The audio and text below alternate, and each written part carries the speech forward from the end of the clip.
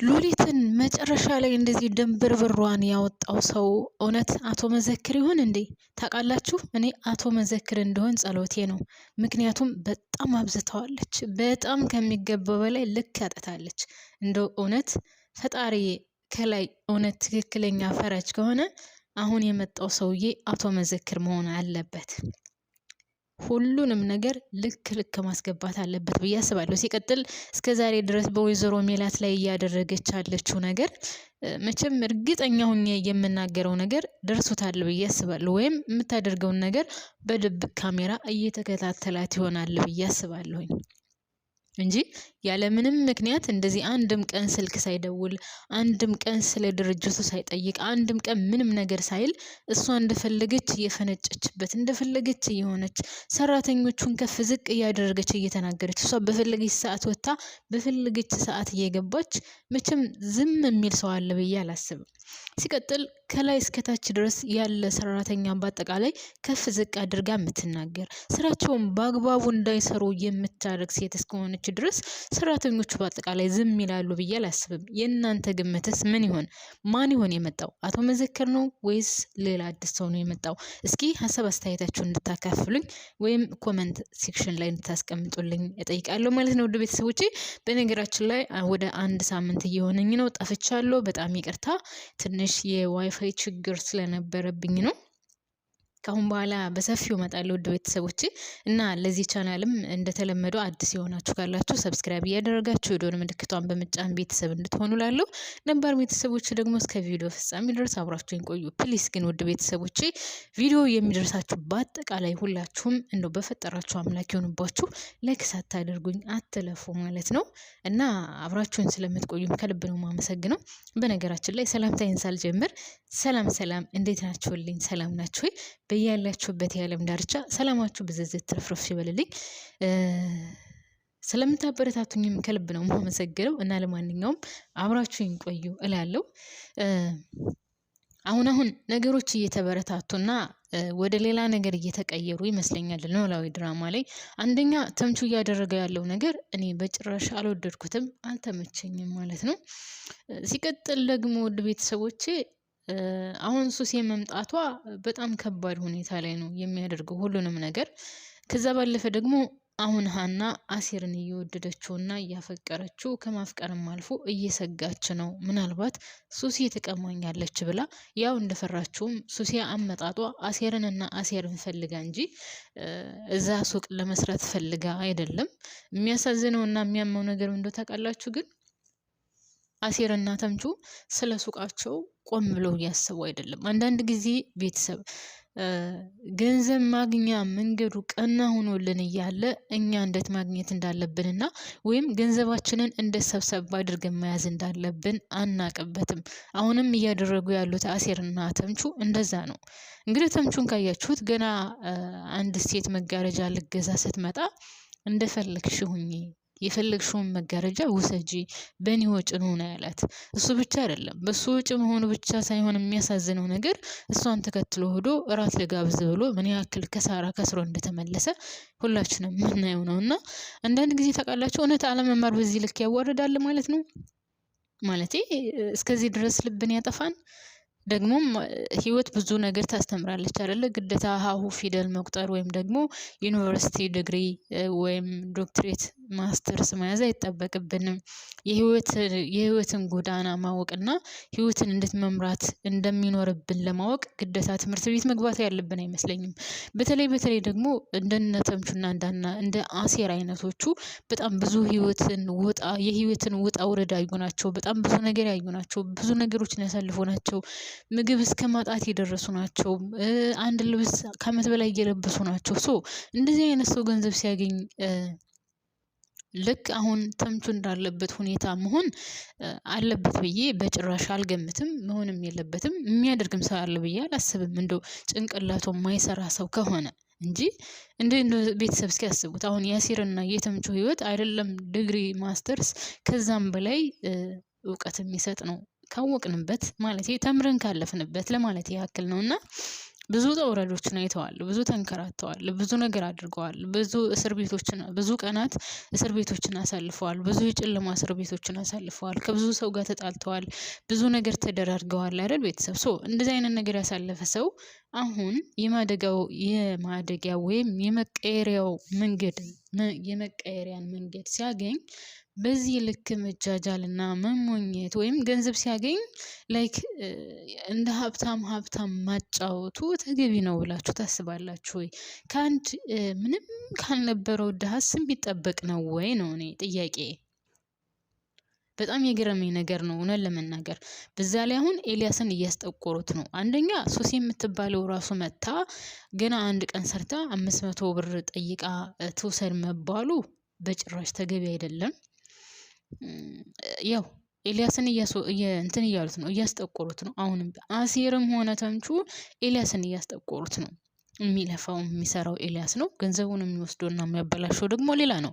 ይሄ ማለት አንድ ሰው ለፍቶ ጥሮ ግሮ ሰርቶ የገንዘቡን መጠን ካላወቀውና የዛን የብር ጣዕም ካላወቀው ሰውየው የትም ቦታ ሊደርስ አይችልም።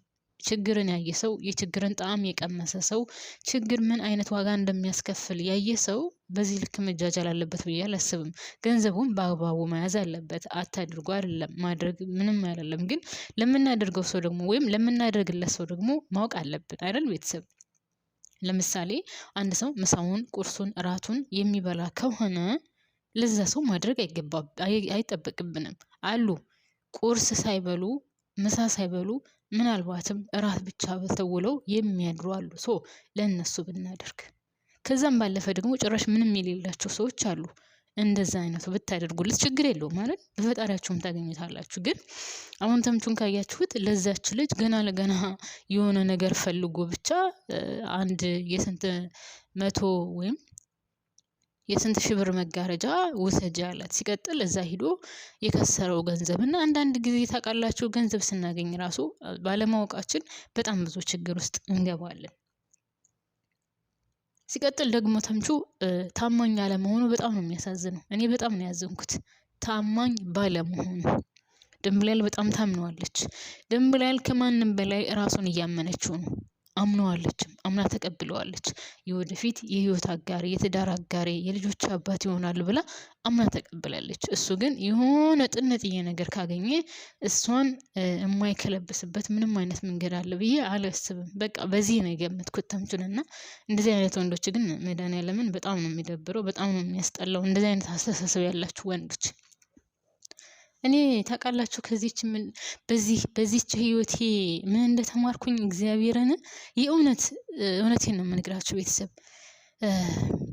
ሴት ልጅ ላይ በጣም ብዙ ነገር ይከሰታል። በጣም ብዙ ነገር።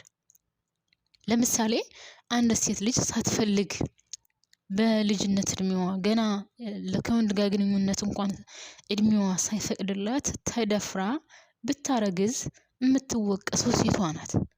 አርግዛ መከራዋን አይታ በልጅነት እድሜዋ አጥንቷ ሳይጠነክር ወልዳ ለምታሳድገው መከራዋን ለምታየው እንደዛም ብሎ የምትወቀሰው ሴት ናት።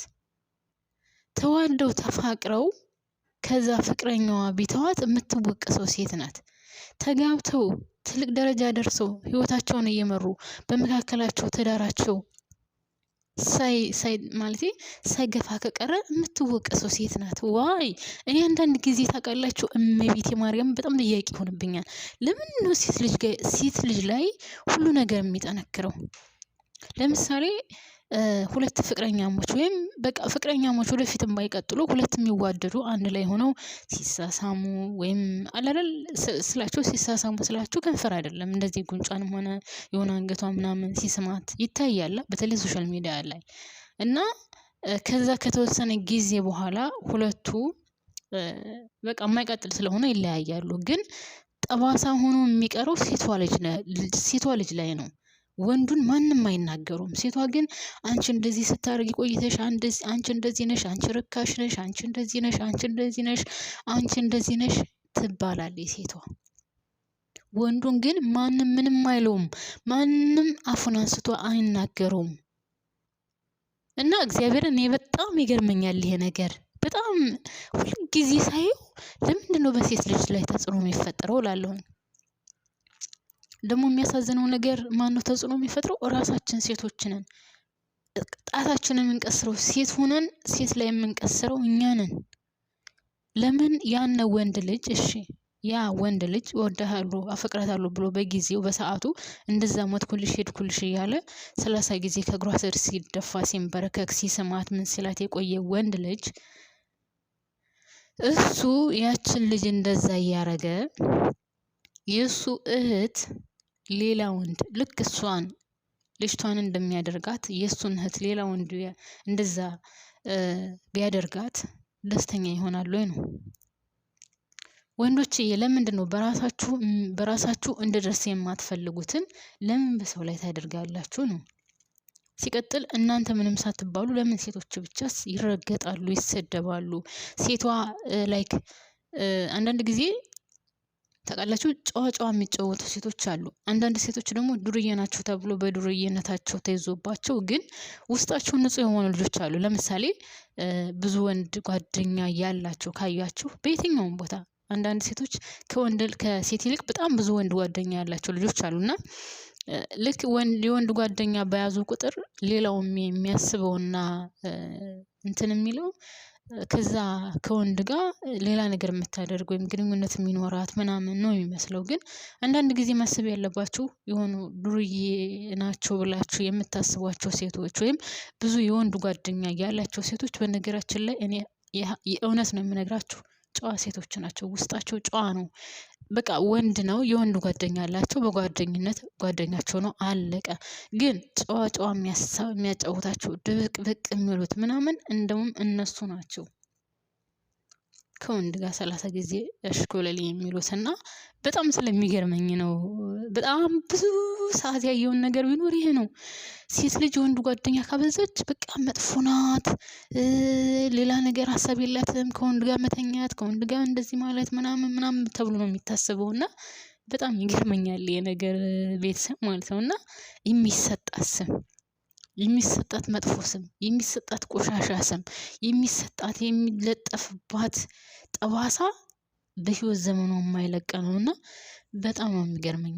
ያማኔ የሞድ ቤተሰቦቼ አሁን ወደዚህ ውስጥ ልገባ የቻልኩት በሀናና በሱሴ ጉዳይ ነውና ወይም ተምቹ አሁን እንደምታዩት ነው።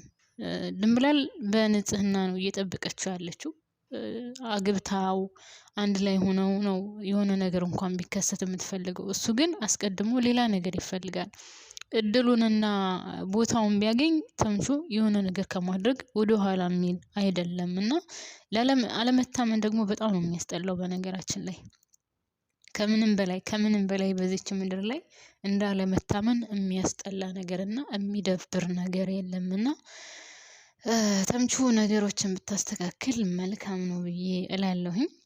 በተለይ ደግሞ በሱቁ ጉዳይ ያለው ነገር በጣም የሚደብር ነው። ገንዘብን ሰብሰብ አድርገው ካልያዙት እንደው የፈለገ ያልተማረ ሰውም ቢሆን መቼም የገንዘብን ጥቅም ማቅ የለም ብዬ ነው የማስበው። እና 5ቷን 10ሯን 20 30 ካላደረጓት ገንዘብ አይጠራቀምም። እና እየታየ ያለው ነገር እኔ ምንም አልተመቸኝም። በጭራሽ የሚያስጠላ ነገር ነው ሳስበው። ከአሁን በኋላ የሚከሰተው እና ኖላዊ ድራማ ላይ ከአሁን በኋላ የምናየው ነገር ጥሩ አይመስለኝም።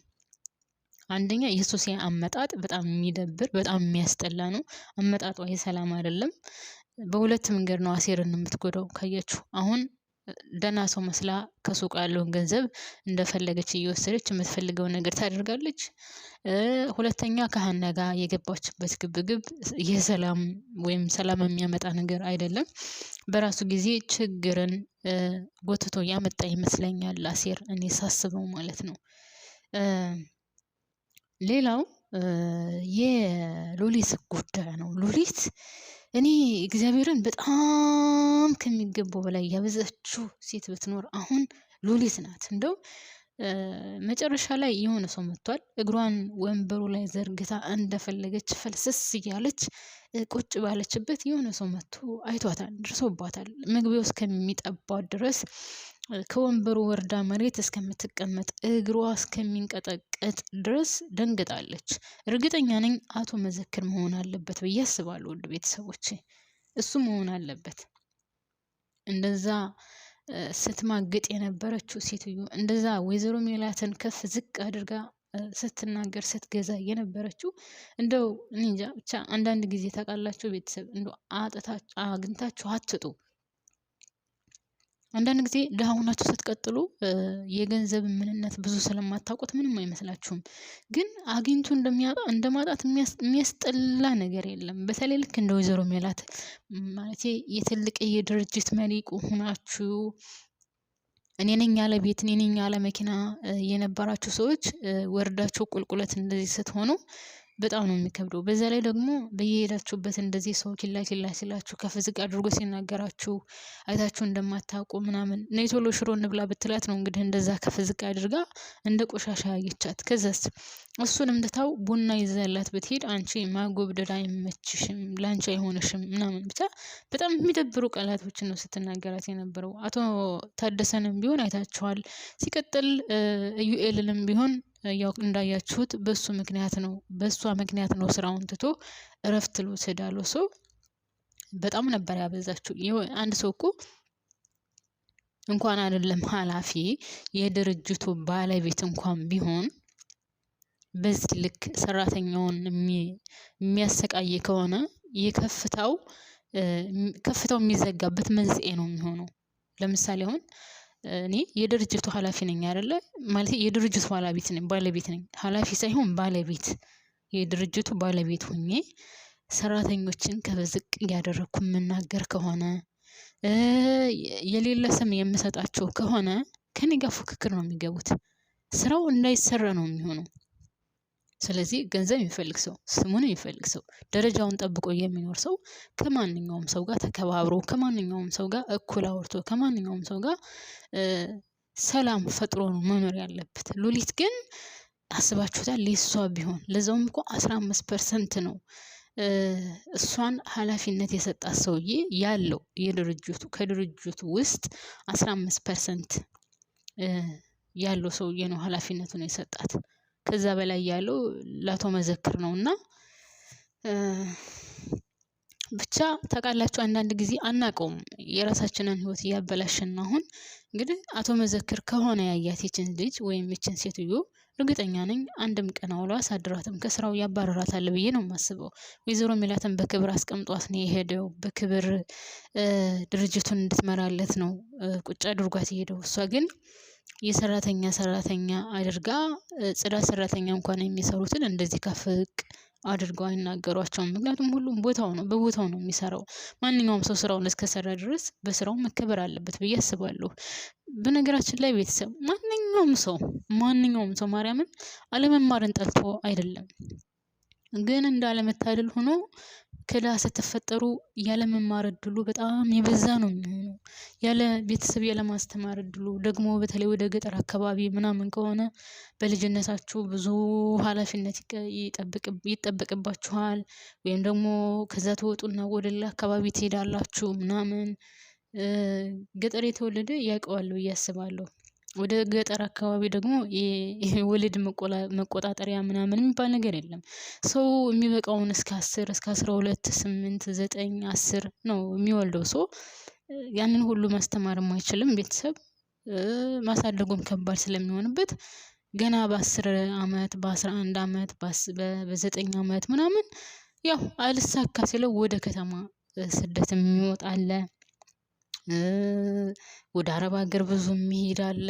እና ማንኛውም ሰው በዚህች ምድር ላይ ተሟልቶለት ባይሟላ ሁሉም ነገር እንኳን ባይሟላ እንደው እድሉን አግኝቶ ቢማር ማንኛውም ሰው ደስተኛ ነው። ግን በቃ እንደ እድል ሆኖ ወይም ደግሞ እንደ አጋጣሚ ሆኖ ያው ያልተማረው ይበዛልና ህይወት ብቻ ከባድ ናት። ማርያምን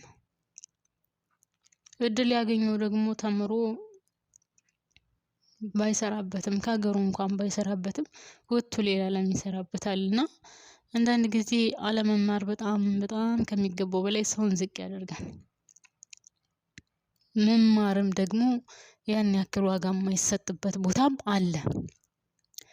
እና አሁን ወይዘሮ ሜላት አግኝቶ ማጣት በጣም ዋጋ አስከፍሏታል።